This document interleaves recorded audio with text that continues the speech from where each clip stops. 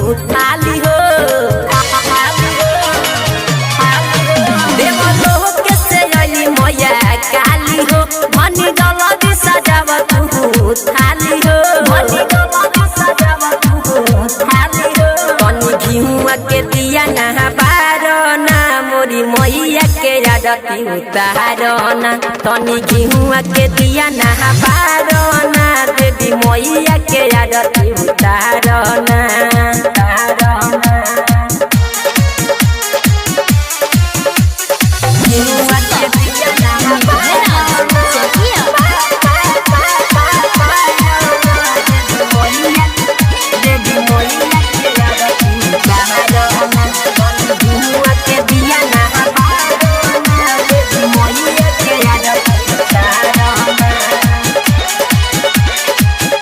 देवलोक के सुनहरी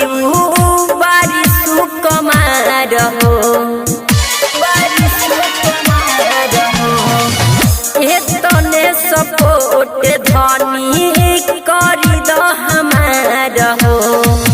निके गाछ लगाव माइके झूला हो निके गाछ पसंद माइके होला हो तनी जल धके पौआ पखारना देवी मैया के आरती उतारना तनी घिउआ के दिया ना बारना मोरी मैया के आरती उतारना Recording by MS Prince Terhara.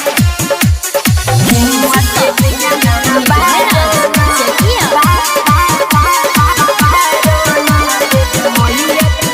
देवी मैया के आरती उतारना तनी घिउआ के दिया ना बारना देवी मैया के आरती उतारना